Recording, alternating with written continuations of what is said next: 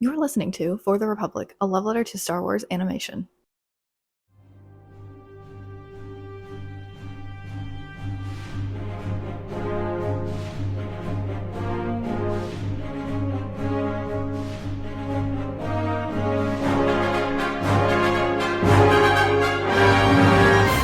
Hello there. All right, welcome back, everyone, to For the Republic, a love letter to Star Wars animation. We are back here to talk about episode 5 of the Bad Batch season 3. This one was called The Return. And last week we were like, what is it the return of? And I got it half right.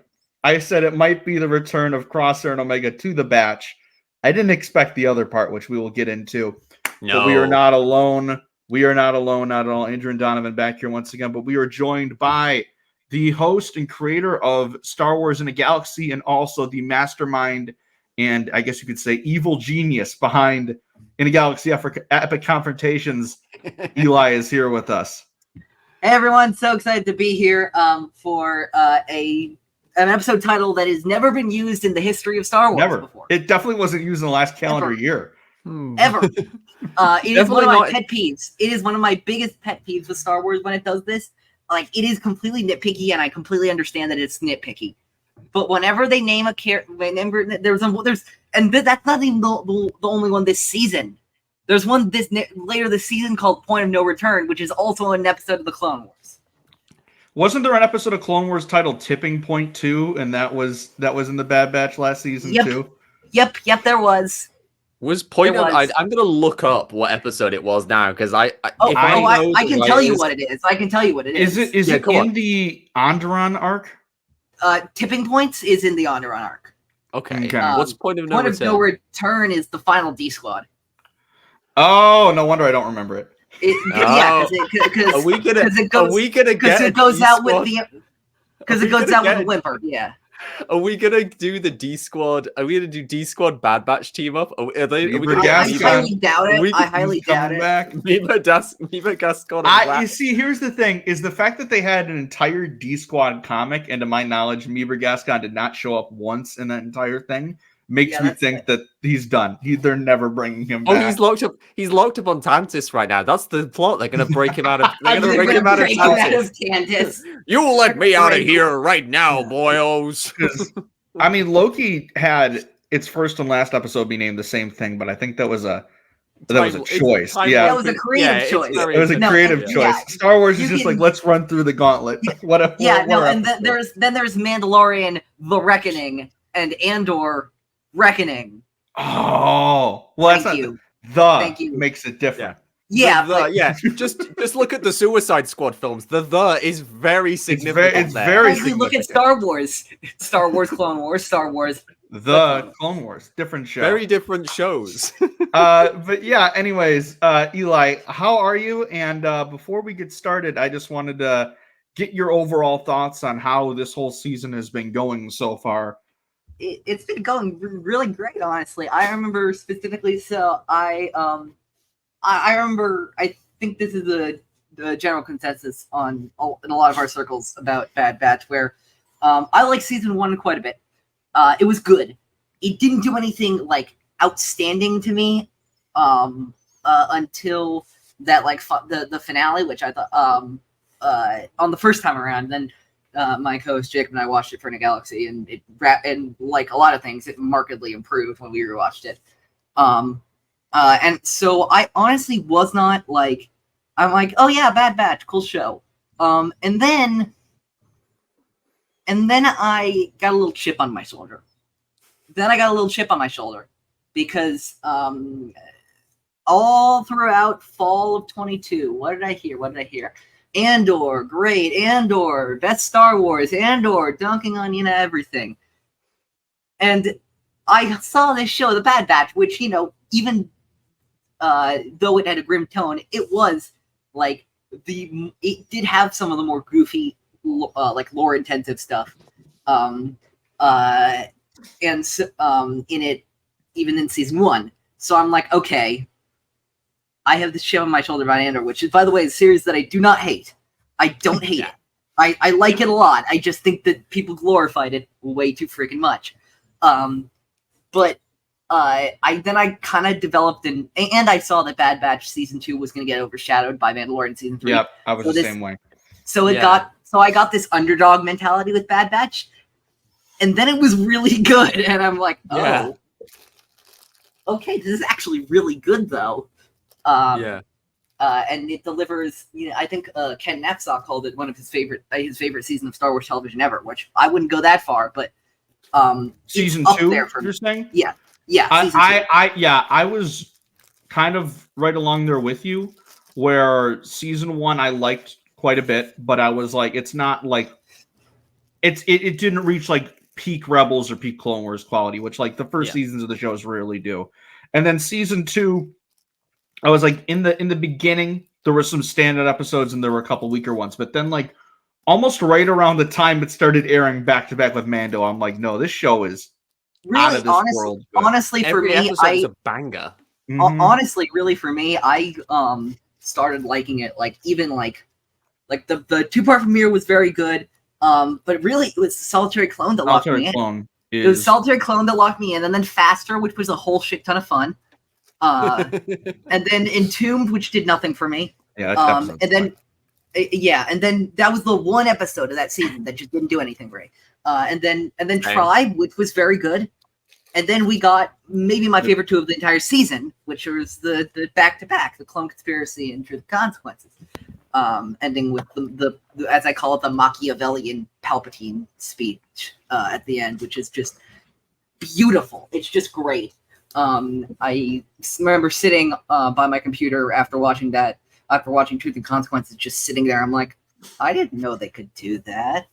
Damn. It was crazy. But season 3 I was unfamiliar with your game. I was unfamiliar with your game. Yeah. Season 3 for me has very much been a continuation of the hype train of season 2. Oh yeah. It's been it's just delivering over and over again. And it has to deliver so hard because I just have finished having my mind blown by a kid's show for 5-year-olds. So Bad Batch scoring as much as it does is quite an accomplishment. I really have dug this season, and this episode was no different, as we will get into. The only problem I have with the season, literally the only problem is, I remember that day at I was not at Celebration London, but I remember the day when a bunch of my friends were at Celebration London and like the panels were going on, and we saw the Bad Batch will return for its 3rd, yay, and final season. Yeah, I wish it would go a bit longer, but I wanted at least I wanted it like around 4, but I get it. 4 I think would be the perfect number because that's how long Rebels was. But I'm also at the same time very curious of what's going to be coming next, which I'm sure we'll talk about and guess once we get closer to the end of the season. And we know something's going on because Joel Aaron, who's one of the leads in cinematography at Lucasfilm Animation, has said we're excited for more Tales in the future. And when I saw that, I'm like, oh, so like beyond Tales of the Jedi season 2, which we know is coming this year, there's more. I mean, I never doubted that there was more, but we just didn't know. I mean, there hasn't been a year, as far as I'm aware, or off the top of my head, when there's been like a show that's ended and then another one didn't start soon after. I'm trying to think. Resistance started the same year Rebels ended. Okay, Resistance started in 18. Okay, it started in I think October of 2018 is when. It started. Then the second season was in 2019 as well, and then literally after that you had the Clone Wars revival and Mandalorian as well, and then Bad Batch was 2021, and then Bad Batch 21. Yeah, I was thinking like the late 2010s maybe, but ever since we have not gone a year without Star Wars animated television since 2008. And we're all the more grateful for it. We're all hell yeah, very grateful for it. You wouldn't know from the title there. But we love some Star Wars animation. It definitely isn't at points of the shining star of Star Wars. That's for certain. But you know what is the shining star of Star Wars? That is our favorite segment here. That is the Jedi Archive. Perhaps the archives are incomplete. We are here for our weekly segment where you, the viewers, get to pick who is the next inductee into the archives. We pick something Star Wars related, Star Wars adjacent, and we nominate it to be included in our archives. Last week it was a Titan battle, and by last week I mean earlier this week, because we're dropping 2 episodes this week because we were late. THR Phase 2, great, and something that's taken the world by storm. And I'll play a clip to show what's won. I don't know if it'll still fit still, but here. Cerveza cristal. Cerveza cristal. Yeah, it never felt right to get rid of it. That's right. So no joke about this. So no joke about this. I didn't realize that this had been already put into the archives, because I had literally loaded. I was going to do this whole bit on my phone. I was going to be like, oh, I forgot to do something. I'm a little thirsty. And then I was going to play into the microphone. Oh, no. Oh, we missed out. I was thinking there was a chance that would happen. So I have a backup. Yeah. Well, right. That's good, because I nominated Big thank you to my brother Anarin, aka Sky Chief, for putting that clip together and sending it to me so I can gift it to all of you guys. The greatest use of the Cerveza Crystal meme, absolutely, it was on the Star Wars Explained live stream this week. They fucking killed it. They killed it. I mean, where do they not? Like, come on, it's Star Wars. I know, Explained. but Alex and Molly printing out the labels to put on the that is commitment to the bit that I have no choice. But we got it. You got to respect commitment to the bit. Poor Solandra show never stood a chance. No, she did not. Don, I'm gonna have you go first this week. Okay. I know you were like almost to the radar figuring out what you were going to nominate this week. I knew I was cooked. You almost won. It was, I think, a vote. It was pretty close. Yeah. Okay. So my pick this week. Speaking of Alex and Molly, my pick for this week's this week's edition of the Jedi Archives is going to be Molly Damon's sketch of this week's Bad Batch episode, because it's International Women's Day. We need to highlight. I want to highlight the work that women creators put into Star Wars, and I have to say, Molly's sketches that she's done every week are great. I love them. There's so much personality there, and I love that she highlighted this perfect pair of digging buddies that we see in the episode. I've sent it to you now, Andrew, so that you can put it up there. I will. Gotcha. Yeah. Oh, this. Yeah. No. Great nomination. Happy International Women's Day at the time of recording, by the way, guys. Happy International Women's Day. I put out a tribute to not only everyone in the community, but every that I could remember, and that there were certain I couldn't mention, but everyone that has guested on our show since its inception. Oh, we digging. There we go. We digging. Yeah. So, I mean, just a shout out to everyone. Mo, Savi, Linz, Sarah Palpatine, Norhall, Chloe, the list, Megan from the SWE server. The list keeps going on and on and on of everyone that's been on the show and has helped us out and has been there for us. So we really appreciate it. And this is your day. What the hell is Eli sending me? That's my submission from the Jedi Archives. It's my submission from the Jedi Archives. All right. Well, that is the title alone. I am curious by. I'm surprised you haven't seen this. I have not seen this. Oh, this is my submission. I'm completely serious about this. All right. So Eli, in full because it's glorious, all of it. What is our what are we looking at here? What is this? This is Ewok Gospel. I have not seen this. What the hell? With a surprising guest at the end.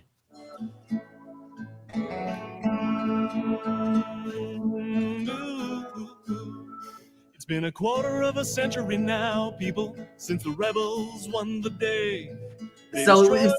Oh, wait, so yeah. And the galaxy was saved.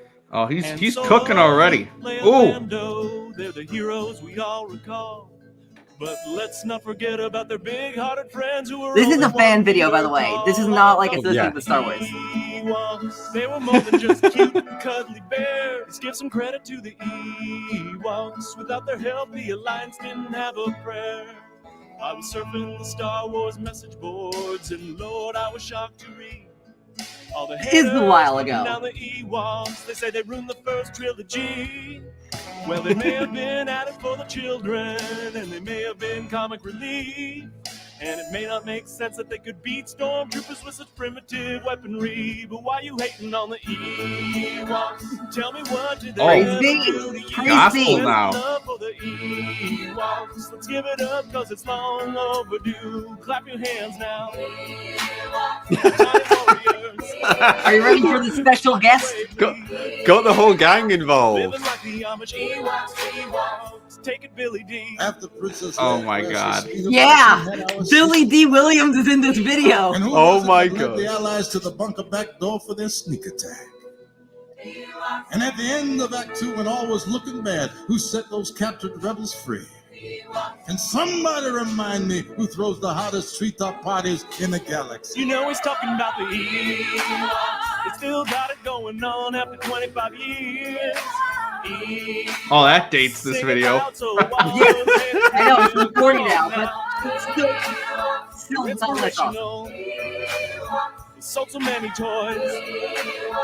Y'all know now. Ewoks, Ewoks. Come on now. Ewoks,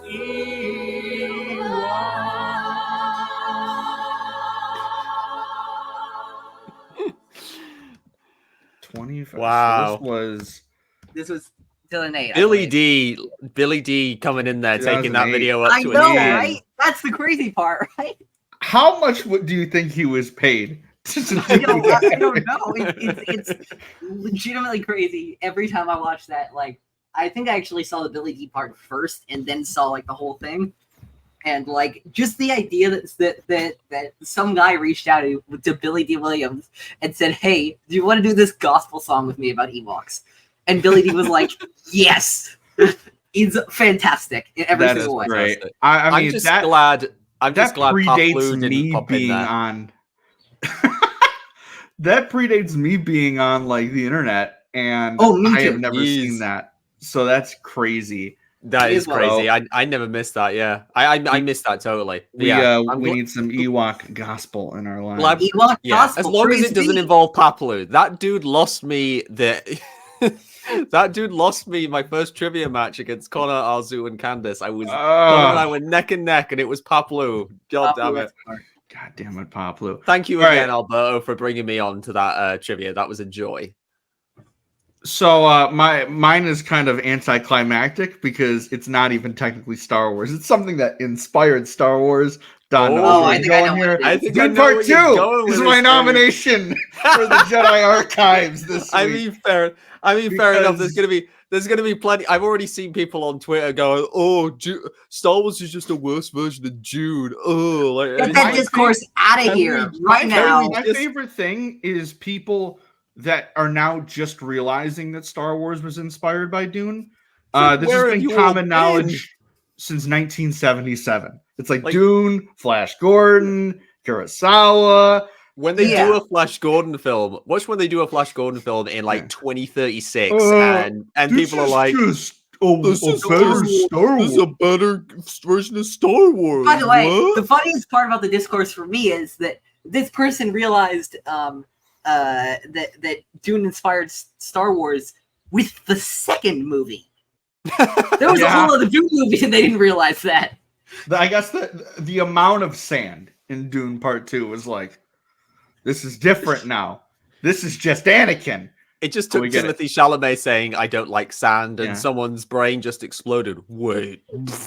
Anyways, this is Anyways. simply put one of the coolest movies I've ever seen in my life, and I'm seeing it again tonight. So I'm so happy you had such a good time with Denny's it, dude. sci-fi fan. I mean, Denny is, in my opinion, the best director working right now, and he already made what I thought was my favorite science fiction movie of all time until I saw this one. Are you talking So about Arrival? I'm talking 'Cause I about love- Blade Runner But Arrival is up there I too. need to watch Arrival's Blade damn Runner. good. I need to watch Blade Runner. I love I Arrival. need to as well. Arrival is great. I really because I've never seen the original all the way through, and I need to watch that before I can watch 2047.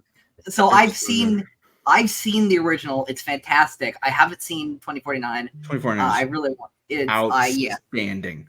I mean, I'm watching the director's cut because I know that. No, you gotta watch the final cut. Yeah. Oh yeah, the final cut. You gotta do it. The original Blade Runner is classic, like Harrison Ford doing Harrison Ford doing his best non-Han Solo, non-Indiana Jones, non-James Marshall performance. You have to put all those nons before there because he's had so many fantastic and iconic roles.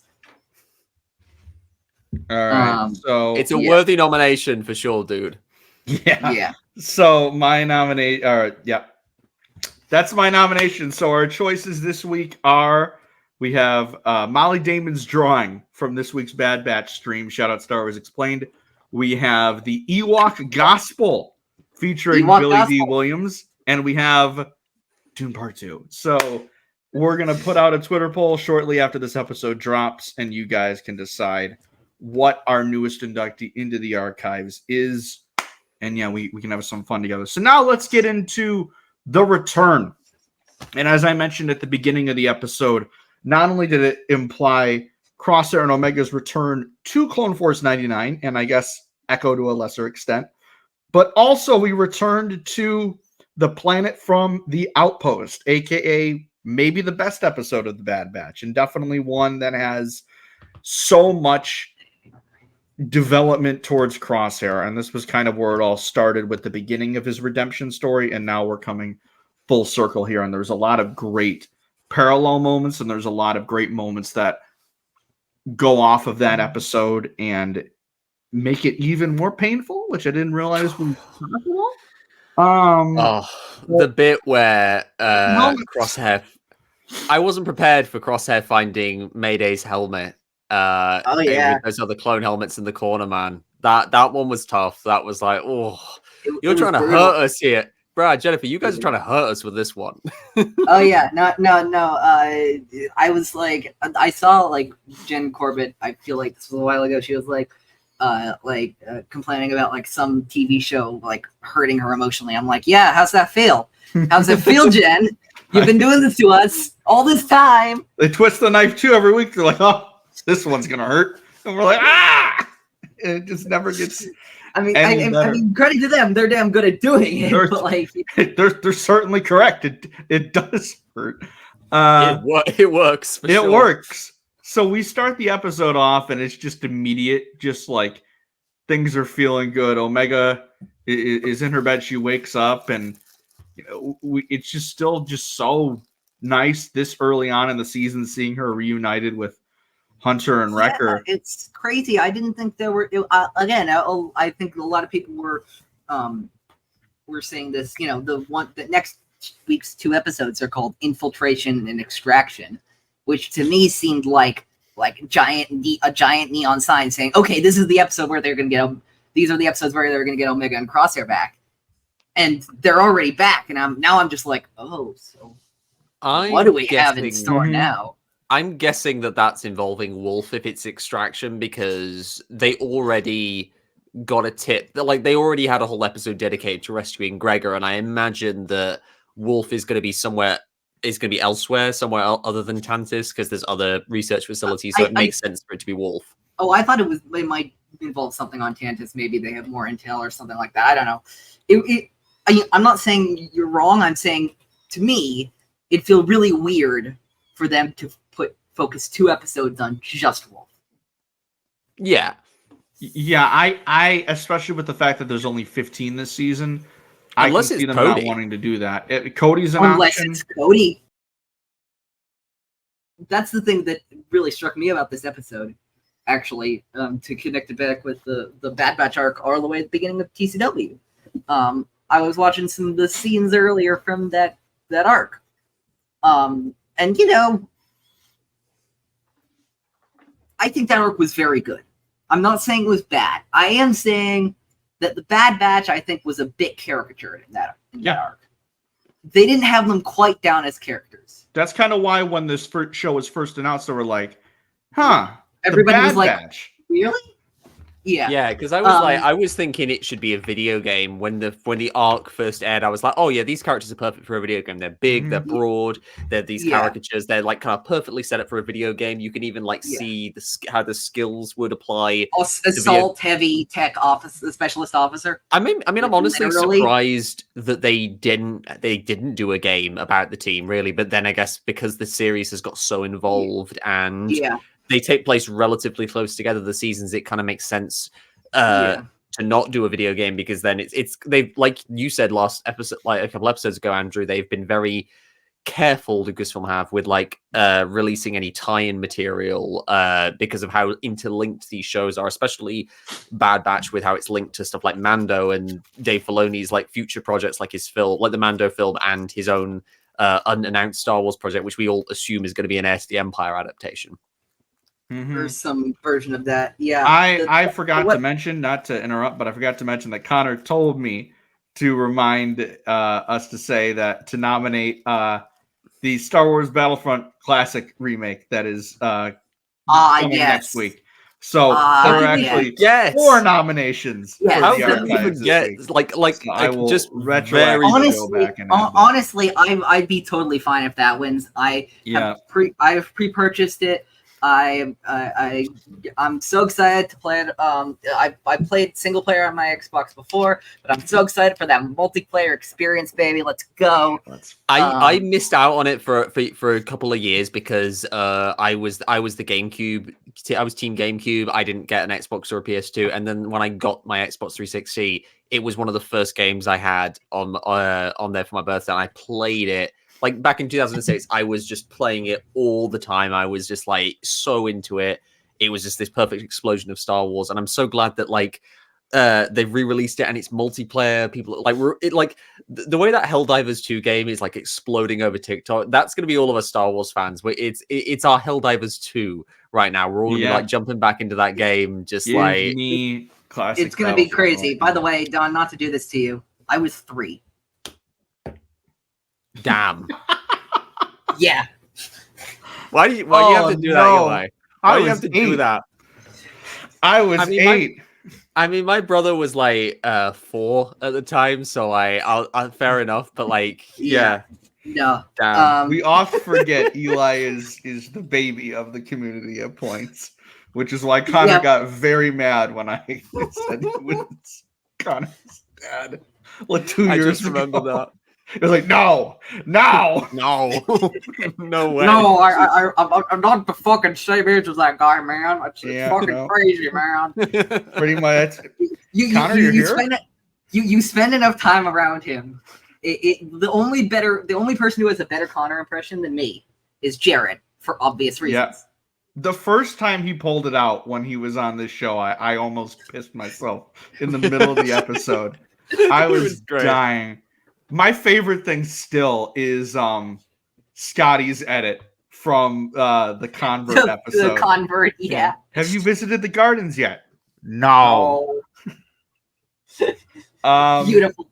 Freaking beautiful. Beautiful edit. What I was going to say about the Bad Batch arc of the Clone Wars was, I remember specifically, like, when we watched that for the first time, I was like, man, Crosshair's an asshole. Just for like no reason, he's an asshole. And to contrast that with this episode here is crazy. Yep. It's especially just insane. Because he's the main, like they're all kind of like it, but he's the main one in that arc where he's like, these fucking regs. And then we see in this episode him he's such a dick go in that up episode. to the clone helmets and put them together. He's such a dick in that arc that like Rex, clone Jesus, literally had to like punch him in the face repeatedly. And I like obviously we're not talking about that arc, but like the moment that like Rex squares up to Wrecker after Wrecker says, "Why don't you pick on someone not your size?" and Rex just claps back with, "You'll be a whole lot smaller when I'm through with you." That's just like one of the coolest moments of Rex, that he's not even fazed by this guy who's like twice his size. I love it. It's like I remember like with the with the premiere of the show. Oh, look, some of the inhibitor chips aren't working, but guess whose is? Oh, I wonder if it's the guy who was an asshole the last time we saw him. Oh, wait, it is? And then they did a little something, and I think the people of the internet should write this down anytime they complain about certain filler. They did something called developing his character. And now we have stuff like the beginning of this season, the first 5 episodes of the season, where Crosshair is one of the most complex characters in this show. Oh, absolutely. And like just little things that this episode did at showing how far he's like come and developed as a character, and just from where we saw him last season, not only the moment with the helmets on the base, not only him coming back out with his armor again, which got me, but just little things like the fact that the toothpick is back, or the fact that he had the moment after spending all last episode like fed up with Batcher, and he has that moment where he just goes up to her and like pets her. Yeah. Like, this is that guy. But a big crux of this episode was we were all wondering, like, because they had the stare down at the end of last episode. It's like how it's going to take. They had the meanest edit of all time, the meanest like cut to black of all time. I know. I remember just like sitting there and going, "You son of a." Yeah, but we were like, all right, so how are they gonna react to him being back? Like, how long is it going to take before he fully gains their trust again? And we knew there was going to be time. We thought, is it going to be a couple episodes? But then when Omega was like, oh, I woke up and Crosshair wasn't on the ship, I'm like, are they just going to are they going to show him like off world already? Like he ran off. But then we get this great scene of him training with AZ, who's back. I thought they just left him on Sid's bar. Yeah. And we see more of the tremor, which every single time that shows up, it gets me right here because it's gonna come back at the worst moment. I can already tell. And I thought it was gonna be this episode because there's a couple moments when they're shooting at the monster where he misses a couple of the shots. I'm like, are they gonna like get this mission fucked up and then Hunter's gonna like get in his face again, and it's gonna you're trying to betray us again. Because the crazy thing about the batch is that, and that's what I love about the show, is that it was made pretty clear, although apparently, because I remember asking this in an Epic Confrontations match, and apparently it wasn't that clear to people because I don't think they got this answer correct. At least it's made clear to me that one of the things that why the Bad Batch was so awesome was that they had by the time their introduction a 100% success rate on their missions. They did not miss. This motherfucker don't miss. In the heat of battle, he don't miss. But what happens in the first episode of Bad Batch show? They failed the mission. Mm-hmm. And since then, their record has been way more spotty, hasn't it? Yep. And it's the stories that, again, these people were built for one thing. And when the one thing expired, what happens? And, Crosshair was built to be a great shot. And, he has those like crazy, he has the crazy stuff that happens in the Bad Batch arc. He has the fantastic part of Solitary Clone where he on Desix, where he fucking slaps the mirrors and shoots the fucking mirror. Beautiful. Like, freaking beautiful. That almost topped the bit in the original Bad Batch art where he does that in the hallway with all the droids. Yeah, that was like the one moment, like, because he was like, I was like, yeah, he's my least favorite. He's so much of a dick. I don't like. And then him. He does that, and then he does that, and I'm like, you know what? I'm like, it's like Robert De Niro. I was like Robert De Niro in Silver Linings Playbook. I was like, well, I gotta say, I'm impressed. Yeah, I gotta rethink this whole thing. I didn't like him before, but they gotta have to say now I do. Yeah. But he was doing that. He shot Lorne Freetaw in the head while not killing him, which is how you do that. Which is a whole nother can of worms. Yeah. And now AZ's like, oh yeah, your rate is a number that I won't say because I'm definitely writing that as a 5-pointer. Ooh, sneak peek. It'll be a match I'm in for certain. Because I don't know it. But yeah, you're so spot on there. And then I love the little moments with him and Omega in this episode. Just the constant like, you got to talk to him, or like I said, talk to him, not argue with him. Yeah, and then just moments like that, and then the great moment where it's like, you're just a kid. It's like, I'm older than you, little brother. I was We've all like, been saying it, haven't we? Like the fact that she's technically older than all of them, and it's what's really kind of interesting about that dynamic. And I have to mention Crosshair's little snapback when she's like, I said reason with him, not argue with him. And then Crosshair responds like the big child that he is. He says, he started it. It's just like perfect. I was just like, yeah, you know what? I actually, and this is the thing I'm gonna like segue into. I really liked how with Crosshair he was kind of still abrasive in those episodes. Like he wasn't just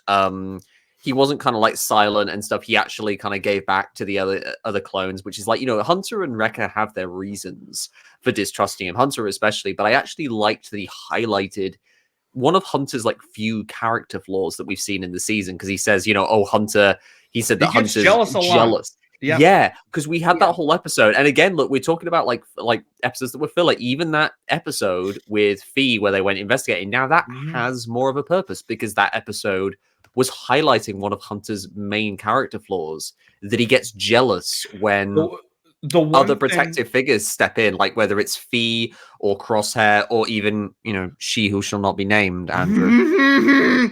The one great thing that you can say about this show, and there's several, but it's the fact that I think almost every single time there's an episode where we're like, when it airs, it's like, that was good, but it was kind of filler. Like, every single time it seems like it retroactively gets made more important.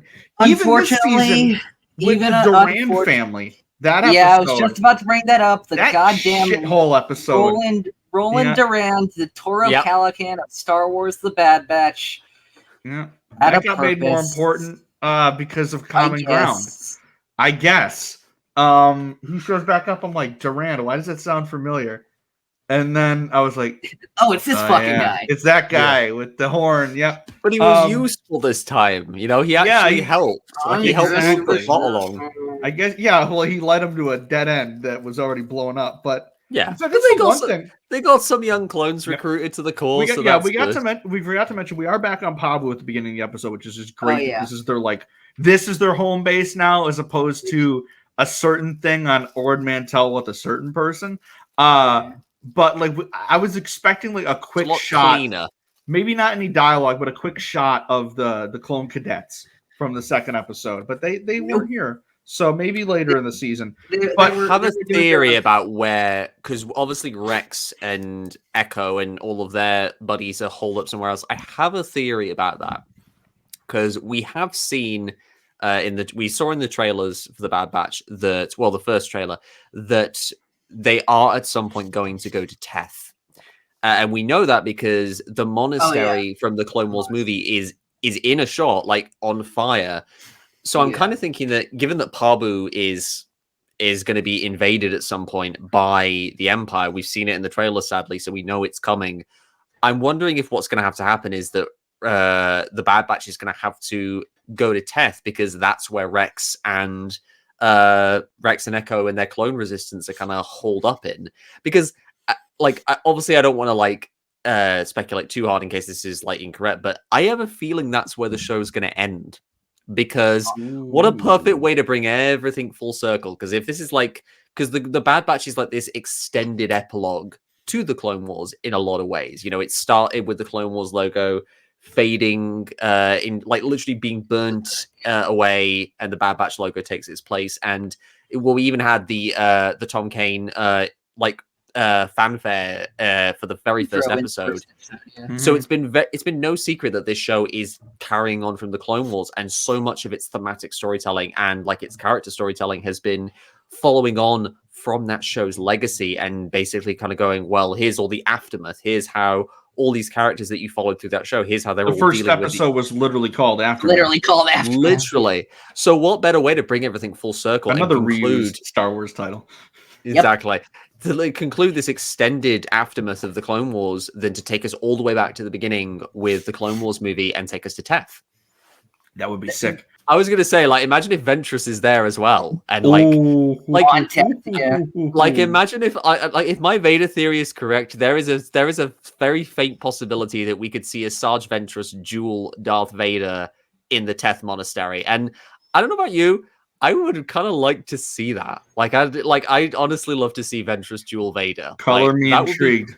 I mean, come on, that would be. I mean, pretty they cool. got to do it. The thing is, and I have no doubt in their ability to do this, but if they do that, if they bring in Vader, like Vader in the new canon, I think requires an extremely precise hand, because Vader is. I think there is such a thing as Vader delusion, and I think that the more you show Vader, the less scary he gets. I think that's actually a little bit of some of the problems that the comics are facing. Because the comics have what? Now we're going on like 100 issues of Darth Vader comics, and there are only so many things you can do with Darth Vader in the comics. That being said, they're doing something really interesting with Darth Vader in the comics in this recent arc that I'm very intrigued by, but that's a non sequitur. My point is, if we look at Vader in the visual media of the Disney era, notice how sparingly he's used. Mm-hmm. Yeah. Beginning and ending of Rebel Season 2. Jedi Fallen Rogue Order, One. very end. Last shot of Clone Wars. Yeah. Last shot of Clone Last Wars, shot of Rogue One. Rogue One, very end. Yeah. Kenobi. Kenobi was the big one, but Mhm. Yeah. it made sense. And they were very at the very end, Jedi Survivor, which again was for like one duel. Did you know that, Andrew? No, I did. That's one of the Oh, few things my I did goodness. know. Oh, Yeah. I was I'm really not worried done that with we it were- yet. I I'm was not done really with it. worried we were in for another It's not Alden Gate, but it's related to Alden Gate, Okay. but it Yeah. is not full on Alden Gate. yeah, Yeah. you know, I assume you know the outcome of that duel. I do. Yep, that is Yeah. that is what was spoiled for me. Yeah, no, yeah. So literally, man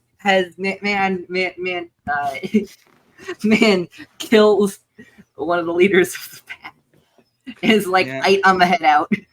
Vader, much. like, I agree with you that Vader there should always be a precise hand with Vader, and that's something that I think the Disney era has done so well with Darth Yes, Vader. I agree. They've been And I don't- I think- they've been very careful, and they've been very like every appearance for Vader, I think, in visual media has been pretty strong. Like whether it's Rogue One or Yeah. Rebels or Obi-Wan, it always reinforces the mystique of that character and the scary presence that he has. And I think that But we honestly, just the Bad looked Batch at- appearance would make a lot of sense because because as I said, I said this, like I speculated this in the opening episodes we did, but like Vader being brought in to dismantle the clone resistance would make a lot of sense because we know that this resistance is ultimately going to peter out. It's going to fail to a degree because it's like by the time of Andor, there's not really a sustained rebellion. There's like tiny little pockets, but the clones are something way more organized. Yeah, like the clones are something way more organized, and it feels like something is going to have to happen to like fracture them. And Vader makes a lot of sense. He's someone who knows like how the clones fight, and it's something that I think would work for Rex in particular, like taking him out of the fight in terms of like disillusioning him. Although there could always be a bit of retconning with Rex. Yeah, that's the thing. He has to go through a mini TLJ in Big Rebel Season 2 for him and Wolf and Gregor, who are seemingly some of the only clones left. Yeah, be like, hey, you guys should really come back and join the fight. And so something really messed up must have happened. Yeah. And so Vader kind of makes sense to me. Like I can see it. I think it would be cool if it was one of the Inquisitors, especially one of the Inquisitors who was like who And I feel like I'm talking about most of them now, but who hasn't really done much. I mean, Fourth Sister, probably. I think Fourth Sister is the most underutilized so far. I think all of the others have had at least She's got a Black Series figure. That's about it. She has a Black Series figure, but like, it'd be cool to see her like talk. The one that I'd love to see, because he's not just any Inquisitor, and like he hasn't done nothing. I would never say he did nothing when Rupert Friend exists, but the Grand Inquisitor wiping out all those clones would be fun to see. That would be pretty cool. I think Ventress could probably take the Grand Inquisitor in a fight, but I don't think she could take Vader. Jared! I think it would. Jared, next first series lineup. Let's go. The Grand Inquisitor versus Ventress. Let's do this. But I could see a Ventress Vader fight happening, and I would love it if because I said like previously that I think Rex would recognize Darth Vader. I think Ventress would recognize Vader as well, like from his fighting moves. And I'd love to see them like dueling the yellow on the red, and she just like looks at him and says Skywalker, and like something like that. That would be pretty cool. There is a push and pull though, because you have to remember that we have to preserve the Ahsoka reveal in Rebels. Yeah. And well, Ventress doesn't know anything about Ahsoka. She has no idea that Ahsoka. It's Rex. It's Rex. Oh. Because Rex and Ahsoka meet up at the end of that episode. And that's because Don brought up Rex recognizing Anakin, and that kind of killed the entire panel about 2 episodes ago. I think Rex would keep it secret, though. I don't think, like, remember, Rex kept Anakin's secret about Padme. Like, he knew about Anakin and Padme. I don't think he would tell Ahsoka about Darth Vader. I think he would recognize Vader, and he would keep it secret from Ahsoka because he wouldn't want to devastate her. There is a thing in my brain that, like, and I'm sure this could be retconned. I'm sure this could be like, you could figure this out any which way you want. But there is a bit of like, and of course they had no way of knowing they would make the Bad Batch in the future. But there is like let's say that's the case. I would then feel like a scene is missing from Rebels. Yeah. Where Ahsoka goes, "Hey Rex, what the fuck, dude? Tells the You know Jedi. this whole time and you didn't tell me." Tells the Jedi season 2 or 3. I mean, I could see them putting an episode in there to like just like bridge the stuff for us. That would be really good. We should probably get back on Bad Batch now. I was gonna say, yeah, because we were talking about great Crosshair lines. Echo, when he shows back up and he gives Omega the hug. No hug for me. Yeah, that one was great. It's like, he was joking about it, but he really wanted it. He wanted the hug, man. That man needs a hug. But like, we talk about Hunter and Wrecker not fully on board yet. But Wrecker, like, you can just see, like, he's like, well, if Omega trusts him, that's all I need to know. Like, that's good enough for me. So, very in character for Wrecker. You can just see him just being like, I just want my brothers back. Like, I just want to get the boys back together. Like, and bit where he ran and enveloped the two of them in a hug. That was perfect, and I loved it. Crush me. You could see with obviously there's that moment of giving the armor back, which God, that wrecked me as well. It never felt right to get rid of it. Yeah, but, and then there's just something about him being the only one to still have the original Batch colors, like with his armor, especially like everyone else's is more beaten down and worn down and has that season 2 look, and his is just hasn't been touched in probably a year and change. So it doesn't quite. It's a little uncomfortable as well. Like, I love the little detail of him like pulling at his neck a little bit. It doesn't quite. It's not a comfortable fit at first, and it's very much like that's one little action is a perfect metaphor. Yeah, it's a perfect little metaphor for like his reintroduction to the team. He's uncomfortable, and because he's no longer like part of this well-functioning unit, they're missing a member, and there's that very pointed image of them all sitting at the table on Babu. No, yeah. And there's no. And I was gonna say there's no tech, and then Echo's like, this would be a lot easier if we tech still was, had tech. That was what I was just and then about they to all mention. Like lower their heads, which that is like the first time that we've figured that we've acknowledged that we've acknowledged, at least while Crosshair is there. I was going to say that he's acknowledged that tech is dead. Yeah. And That could be like Eli mentioned the two-parter. What if that's what did you call it, Eli? Infiltration, Infiltration, extraction. extraction. Okay, here's my big theory. oh no. Infiltration is gonna be like a Tantis set episode. We're gonna be like following clones on Tantis, Oh, and that God. clone's gonna be in the background. And then in the last 5 minutes, he's gonna like go off on his own, like extract some data, and he's gonna take the helmet off, and it's gonna be Tech. And Tech's gonna like radio the Bad Batch and say, "I'm alive. Come get me. I've got intel for you guys that I've scrounged from Tantis." And we're gonna like get like a whole reveal that he survived, and he let the Empire think that they'd brainwashed him into being one of their new stormtroopers, so he could like go in there all Sherlock Holmes style, thief a bunch of data, and get out. That theory's not exclusive. Like that's not my theory. I've John, I like you a lot, but please, God, no. I think the only way, Tech sadly, I think the only way dead. I think the only way he's in this season, sadly, is if he's the like assassin clone. That's but that's what I mean. The assassin Yeah. clone, like the assassin clone that it's that's him? lurking in the background. Yeah, that it's him, and he's just like, and he's walking and he's hanging around Tantis. So because we've seen him on Tantis, and they drew some attention to him, so it could be him. But I don't know. I don't want to like get everyone's hopes. I see. I think I'm if it is, floating I it think out if it there. is him, it's gonna be a "Who the hell is Bucky" kind of moment where he's just probably. brainwashed. Probably. But I think please, God, no. I love Tech. I loved him a lot more in season 2. I think you got to make the. I hate saying this. I think you got to make the moment mean a bit more and keep him. I keep him in the 100%. ground. One of my biggest pet peeves in Star Wars, and I've It's softened still up- Jared's fault he died. I'm just he went on here and was wishing for his death, and then it happened. Jared's responsible for a lot of things, so we don't have Yeah. to blame one specific thing on him. That's very true. But it's been a pet peeve of mine for a long time, and I've softened on this. And there are certain examples where I like it. Please, can we have death mean something?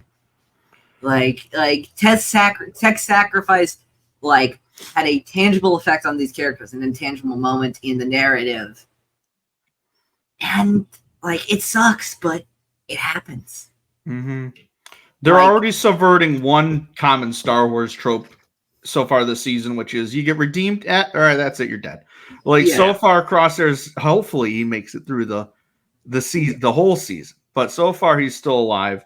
But we get that moment of Crosshair's like, I know this place. It's remote. It's this, and me, the idiot, doesn't put 2 and 2 together that it's the Outpost. Same. But we go there. It's that planet. We see the ice vulture again. I'm like, we are so fucking back, boys. Like, yeah. And Hunter immediately is like, how do you know this place? And he's just like, he's not saying anything. We're like, take a fucking hint. Like, essentially, like he's like saying everything without saying everything. One of my favorite Star Wars. I can use one of my favorite Star Wars meta jokes here.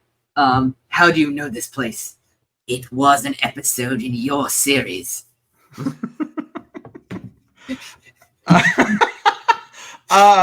But we get that, and then before that, we get a really nice moment where Hunter kind of like quickly reverts to season 1 Hunter and is like, no, Omega, you can't go on the mission. We just lost you. Yeah. And then she's like, no, I can handle myself. Like, how did I get back here again? Remind me. Like, who got me it's here? the jealousy resurfacing. So for the rest of the episode, we get like these really quiet moments. We get a lot of character focused stuff, which some people are like, not my jam. But like to me, it's like we get a lot of development for these characters, which I love. And I think it was needed. Like we needed an episode like this where Hunter and Crosshair just like work out their shit. And then we have trademark batch stuff like, hey, giant monster. Or, hey, we got to get this stuff. And we got to go on this mission. And it was say, very sorry to interrupt, Andrew, but like, might I say, very canny of Star Wars to put out an episode featuring giant worms the same week as June 2. Like, you know, I see what you're doing there, Star Wars. Very very clever. They were talking about this on Star Wars Explained, where they're like, I wonder if they shifted it to a 3-episode premiere instead of maybe a 2, just to do that. Or whatever. It's so it's like, you know, you got sandworms, we got ice worms. Ice worms, yeah, same deal. And it was like, oh yeah, so what are those sensors for? And Crosshair was like, to keep the raiders out. And it's like, what happened to them? What do you think? And I was thinking, okay, of course, the raiders are just going to come back. But no, it was giant ice worm. It was the ones. Yeah. But there was just something so nice about, Tech's not there, but having the whole group back together again. Yeah. Including But you could still feel that absence, couldn't you? You could still feel the absence. Things still weren't fully there. Like the fact that like we've seen this is now twice this season where we've seen them had to go out of their way to do things that Tech would normally just have right there. Like Wrecker needing to drag Gonky with them throughout that entire mission just because Tech couldn't be there. Or Echo wasn't there. And then this, it's like, we need, like if Tech was here, we wouldn't need to go on this mission. But it was just nice to just see Echo back and to see him work with Crosshair and with Omega again. But again, the highlight of this episode were those Hunter and Crosshair conversations, especially the one that they have where like, because Hunter kind of notices him being kind of coy and silent about how he knows the place. He observes Crosshair finding Mayday in the other clone's helmet and kind of putting them on the shelf and kind of making a memorial for them. And then he goes up to him. He's like, "What's your deal?" And he's like, "I killed an Imperial officer." And he had that great line where it's like, I betrayed them after they betrayed me. He killed the worst Imperial officer. The worst Imperial officer. If you'd only known him, Hunter, he was a real I'm not piece saying of work. that he was he was not a. I'm not saying he was a good Imperial officer by any stretch of the imagination, but bad Imperial officer is in my mind a synonym for Imperial officer. That's very true. Like try to find good ones. Does a good one exist? Yeah, there aren't any. There's like not the only Imperial officer who's good is Tala, and that's because the uniform is practically a design. Imperial officer. Yeah, exactly. So because she isn't. Actually, Don, I will say this because I think actually that thing you were mentioning about Tech earlier, that like Tech theory you had, if I may tweak it a tiny bit, I think that would be my prediction for what happens in Infiltration, which is same thing as Don mentioned, exact same thing down to the wire, but the clone takes off the helmet, and it's Emery. That would be interesting. I could see. And I was like, because here's the thing. Emery is a lab assistant. So she has a lot of experience with Kaminoan and other technology. And wouldn't you know it, what's the Bad Batch missing right now? That is true. I could see that. I mean, maybe I'm not you saying could have it. that she's going. You could have it so that her and Tech work like, together, and that's like kind of how he was able to kind of like avoid some of the programming, and that's maybe why Emery is a little like, I can't go with you guys, because there's a clear conflict with Emery, and that's what I'm finding interesting about her. She's enigmatic, but she's not like a. She's not just love a world in the Empire where she's off with the batch on missions at the end, but I can't shake the fact that she's gonna like make that big moment and make that big turn, and then Hemlock's just immediately gonna, and then that's gonna be very Iron Man, very Iron Man 3. Yep. But one little thing I want to point out that I love about this episode is there's just no acknowledgement from Hunter or Wrecker or Echo about the fact that there's just a dog here now. Like he's he's just a part of the missions. He's just helping out. He's just there. That I think that Hunter after all this time has been like it was like in season 2 when Gunji on Kashyyyk was like, hey, or I think it was Omega translating for Gunji or somebody, I forget exactly who, but like Gunji was like, hey guys, don't worry, we'll be all right. The trees have a plan. And Hunter, which has got to be the craziest bullshit that Hunter has ever heard, is like, the trees have a plan. We got this. Let's go. The trees have a plan. So a dog coming with Omega and Crosshair by comparison doesn't even bat an eye. He's like, He's nothing. It's like, cool, okay. This is the most normal thing that's happened to me all week. I'll take the dog. Yes, it is. But that the stinging line of "you're jealous that she escaped with my help and not yours," and it's like he's not wrong. Like he won't say it, out but of part of line. him is definitely kind of like obviously he's glad Omega's back. It's but the Falcon line from wanted Winter that Soldier. Saving parent saving child moment with Omega. It's like he's out of line, but he's right. Exactly. And I love everything about these scenes and just great Star Wars imagery and storytelling here. We're right when the argument's about to explode. Boom, Then the worm the worm comes out and perfect symbolism, of Hunter like gets stuck underground and Crosshair has to save him and get him out. Yeah. It's if I may put in my 2 cents about the Hunter Crosshair situation, because I do think that you're both right in that Hunter, wishes he could have had that moment. I also think I don't think either of them were completely 100% right or 100% wrong in this situation. Like I think that Crosshair, even though he makes a valid point, is still dealing with the fact that he fumbled the bag. He made the wrong call, and he paid the price for it. And only by Omega's optimism did he get out, but he's still dealing with the fact that his brothers, who he was he thought he was the one who was making his own decision, diverging from his brothers on this one, and that was a courageous move, and it was just the wrong move. Yeah, I have to quickly interrupt to say, why is Crosshair's Black Series figure on Amazon $115? Like, I'm just wondering that right now because I have the Imperial one and that's $17. I'm not paying $115 for that. Yeah, no, thank you. And then Season 200 is $41, which I've just never seen in person ever. And Season 100 is $111. This is the con of being a figure collector, is you have these moments where you're like, should I shell out this much money for this specific thing? Which you shouldn't. But if you're me, you might, but you're not going to, because why would I do that? But getting to see them work together, each member of the batch doing their own thing, Batcher even chipping in to help dig out the stuff was great, and then just Crosshair saving Hunter. I loved it. It was great, and then they have that little moment at the end of the episode where he goes up to Hunter and he's like, I've done horrible things. I've made mistakes. And Hunter's response is just, it got me. Where it's like, we're not fully there yet, but we've all made mistakes. We're not going to abandon. We all make the choices. Yeah. It's the Luke scene from Battlefront 2. Yeah. It's a choice to be better.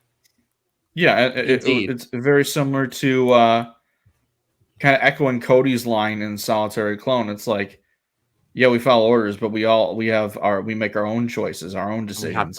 We have to live with them. Yep. Exactly. Yeah, like I agree with everything you just said there. Like I also love how they handle Crosshair here with the fact that he is literally standing in a pit of his own trauma of he's standing in a place where he went through literal absolute hell and had everything he believed in literally torn away from him, shot down in before his eyes, and he's had to eat a lot of humble pie. And I liked the fact that he still had conflict with Hunter, and as Eli said, they were neither of them were right or wrong, but they have that love for each other, and that does sort of pull them through.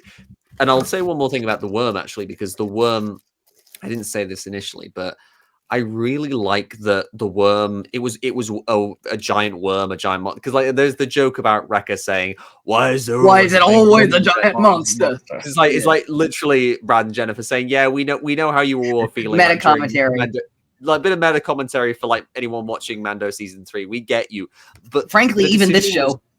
Yeah, but the decision here was really, really clever, because instead of it being the bandits, as we all assumed, it's this natural naturally occurring creature that clearly lived on the planet. That And it even the kinda Empire didn't know about, or Crosshair didn't at least. It's like exactly, that's and what it those adds were for. and it adds an extra layer of tragedy to the events of the Outpost, because you had this whole ordeal where Crosshair and Mayday went on this quest to retrieve what turned out to be a bunch of equipment, and they both killed a bunch of people and then were like subjected to a like really harsh endurance of the elements. Mayday died because an Imperial officer refused him treatment, and it was all for the sake of like protecting a base that the Empire just had to abandon anyway because they didn't realize giant worms lived on this planet. And that's such an Empire thing that they go and like abandon stuff. But I just really like that there was this extra layer of kind of tragedy, and to bring it full circle, Crosshair sort of having to like face up to like the epicenter of his trauma living under the Empire. It was a really effective way to reintroduce him to the Bad Batch and kind of like I agree. put him back on the right path. Like, because as you said, it's like him and Hunter, they're not there yet fully, but Hunter has begrudgingly accepted him now. He trusts that Crosshair is there for the right reasons. They're not fully and he's healed. not gonna, because Hunter's big thing is Crosshair is gonna betray them again. Yeah, and I think it's very clear now that that's not going to happen. Yeah. Because Crosshair had a real opportunity to just leave him for dead. Let's say, oh, the worm got him. There's nothing I could do. But that's not what happened. He saved him, and they worked together. And that was a lovely image. I'd like the image of him and Hunter sitting with Batcher is just gorgeous. The animation in general in this episode was beautiful. Gorgeous. So them just sitting there after the after everything. So. Someone freeze framed a shot of Hunter like when he's fallen into the hole that the worms created, and the texture of the snow is incredible. I'm like, wow, this animation team have come so far from like the art design of like the Clone Wars. There was a much broader kind of like animation style for that, and it's like I genuinely love to see this current animation revisit planets like Teth and Christophsis, even like these planets that were rendered in very kind of more broader strokes at the start of the Clone Wars, and I have them revisited with this level of like gorgeous detail that we're getting in the Bad Batch. It's just beautiful stuff. It is. I was gonna say, it was about.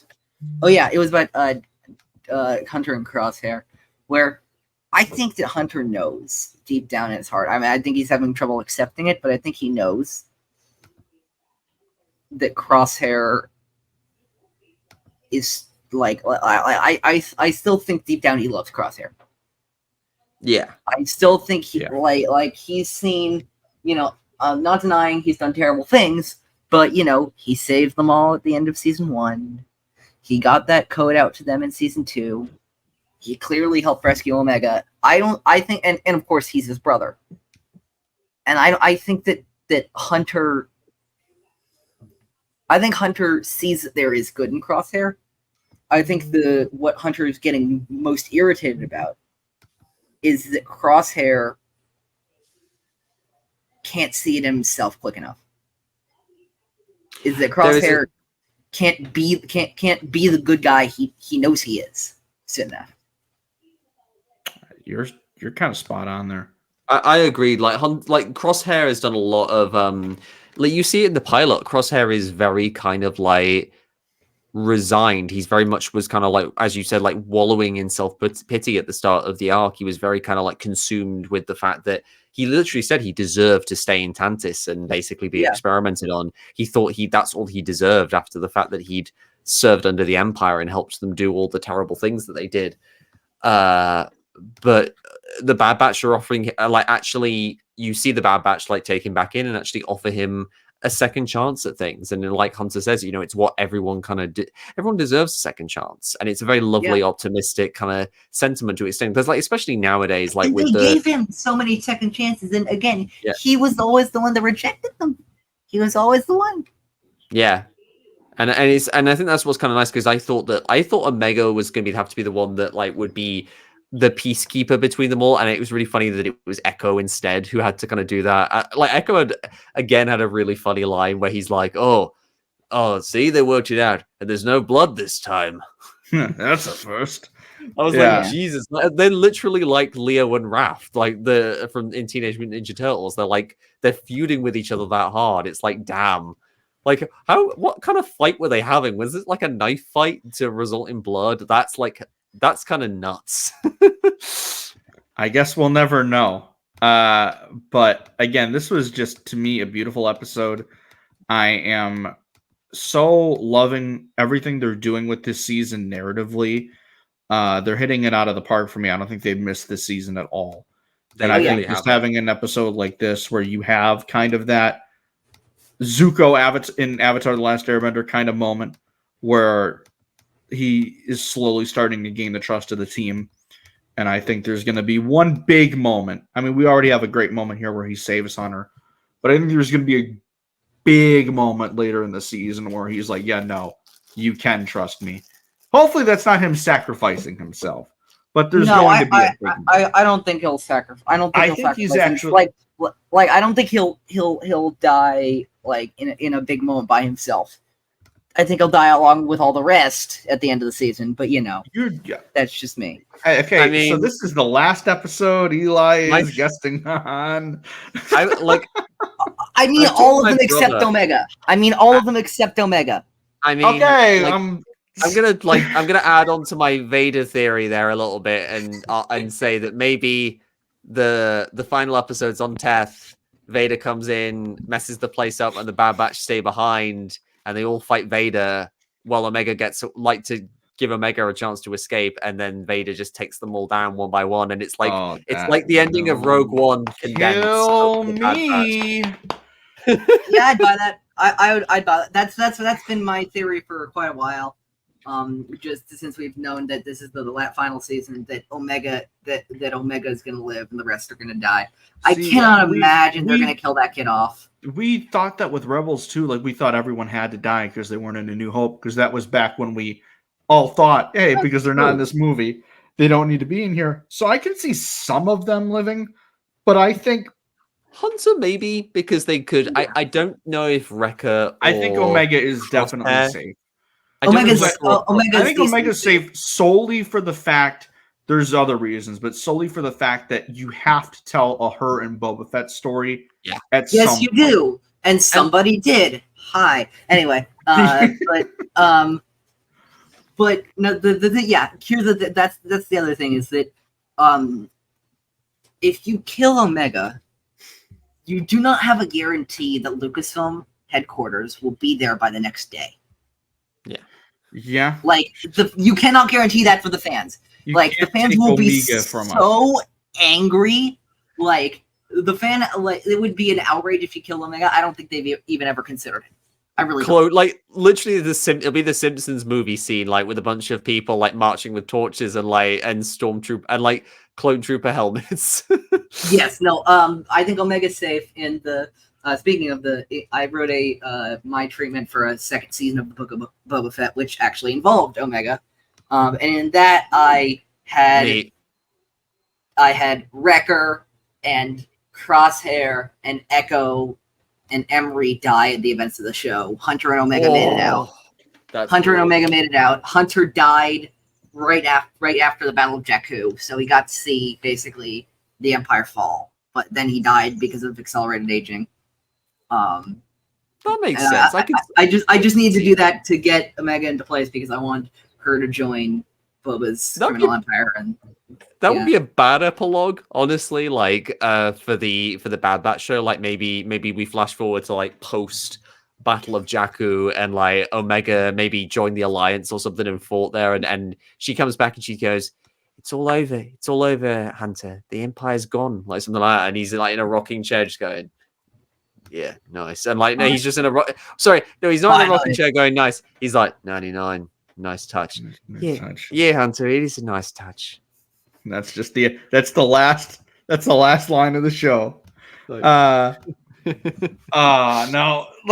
I don't want to think about any of them dying right now. I've got me neither. I've got 10 episodes left. We're not gonna think about that right now. But speaking of episodes left, thoughts away. So speaking of episodes left, next episode I didn't realize was a double episode, but it's the extraction that we were talking about earlier.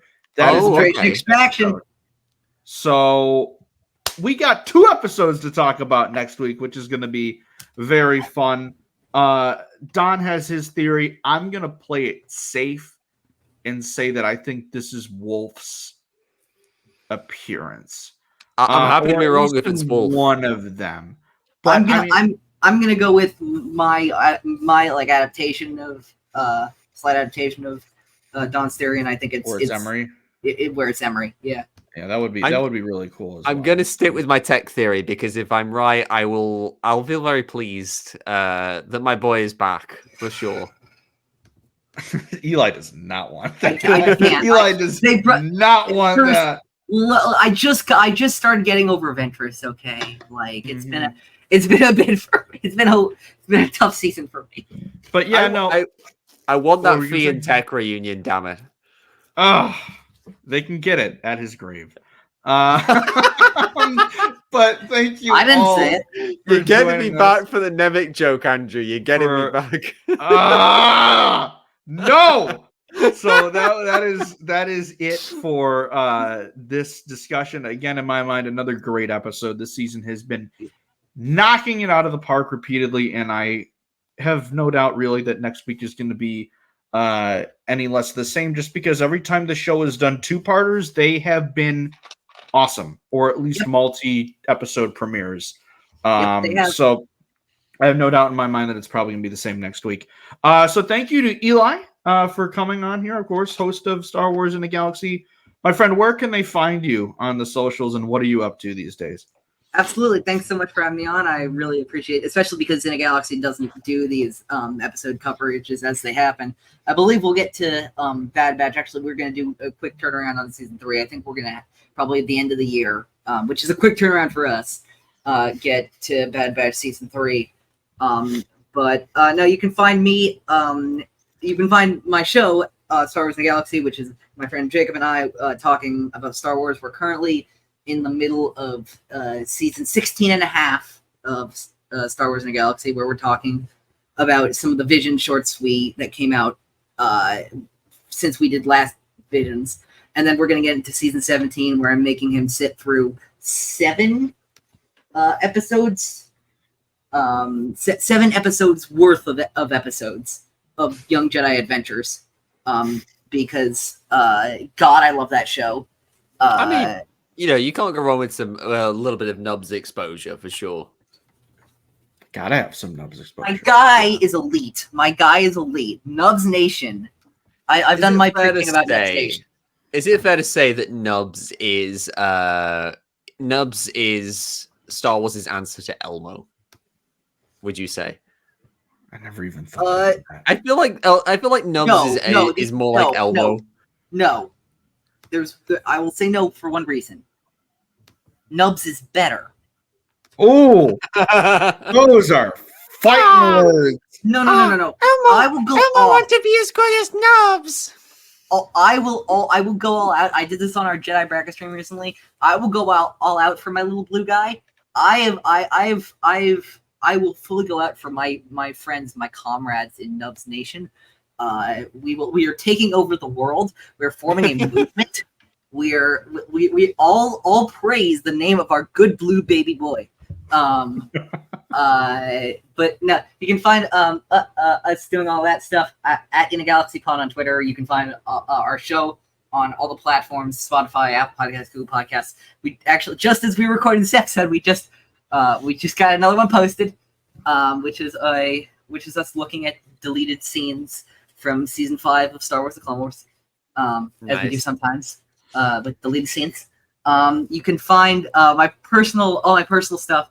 My link tree is linktr.ee/_OchiFan327, where you can find all my stuff, including that Book of Boba Fett treatment I wrote, and of course my work with this guy up here. Damn it, green screen. On Epic Confrontations, a Star Wars trivia show, modeled after the movie Trivia Showdown. I'm very excited. This is the first time I actually get to talk about our March match, because we had a bit of a change of plans. We have a new March match. I'm very excited about this. We just released our last match, Michael McCoy versus Claire Sterling, earlier, a few weeks ago. recording next week, and we'll be releasing probably sometime mid-March. We have 2 players making their debuts in our singles division. One of them is Sean, the Apostate Room. And his opponent, he's been in a match before, but not a singles match, will be Wraith Leader Nikki Kumar. Room versus Kumar is March's match.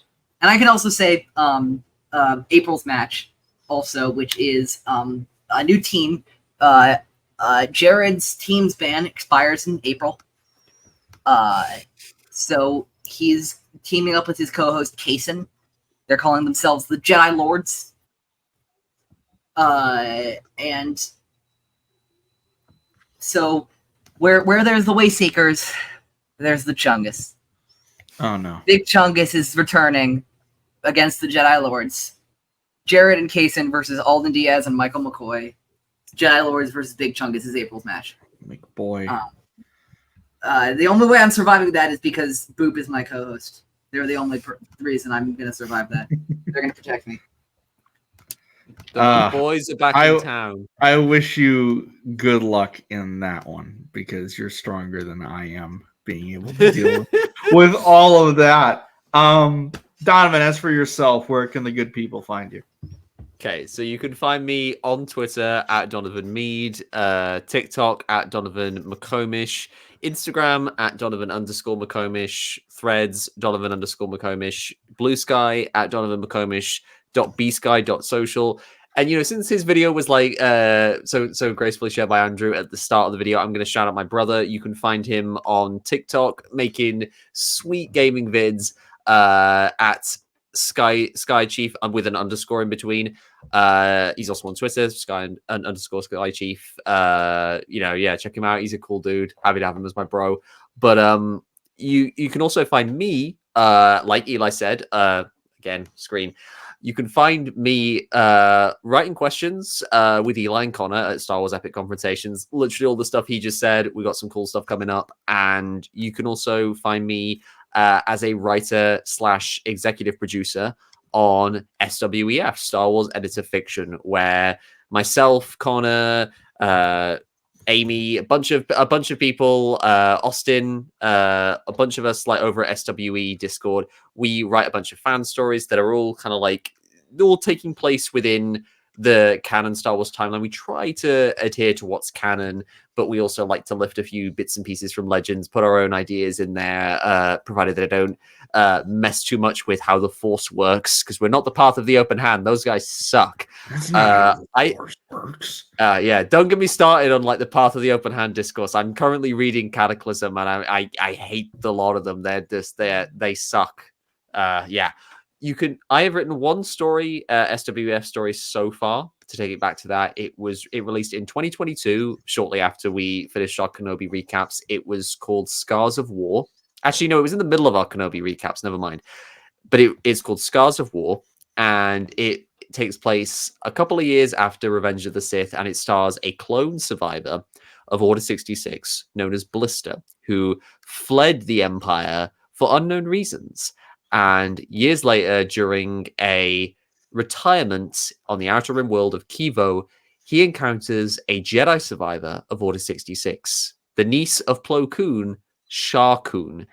And the story is essentially all about them coming to terms with the shared trauma they suffered as a result of that event. So if you like Star Wars and pain, give it a read. It was a lot of fun to write. And I have to shout out Jake, like good buddy, former co-host of the podcast, for like the sweet cover art that he did of that short story. It was great. Yeah, absolutely. It's one hell of a story. I say it every time Don brings it up. As for myself, you can find me Twitter, Instagram, TikTok at Starlight Andrew. You can follow the pod on Twitter at For the Repub Pod and on Instagram and TikTok at For the Republic Pod for future updates on the show. We should have something fun coming to our socials within the next, I want to say, week. Hopefully, I'll have something more concrete by the time of next week's recap. So stay tuned for that. We have something fun planned for the month of March. YouTube For the Republic Podcast. Also subscribe to us on Apple Podcasts, Spotify, wherever you listen to our podcasts. And you can find me writing over at the starlightjournal.blog. I'm going to have a couple different Oscar-themed articles up within the next couple days, hopefully one before the Oscars. We shall see, because I'm going to have a busy weekend. And maybe something about Dune tonight, because I'm seeing it again tonight, and I'm having trouble putting thoughts into words, and I think I'm going to make that the theme of the article. So thank you all for tuning in to this episode. You will see us back here next week for our coverage of next week's 2-part episode. And in terms of our Clone Wars rewatch, we started season 2 a couple weeks ago. We're going to get back to it within the next couple weeks once we get more into the season, so we can really focus on that. So that's what we got coming soon. Until next time, we'll see you guys later, and may the Force be with you always.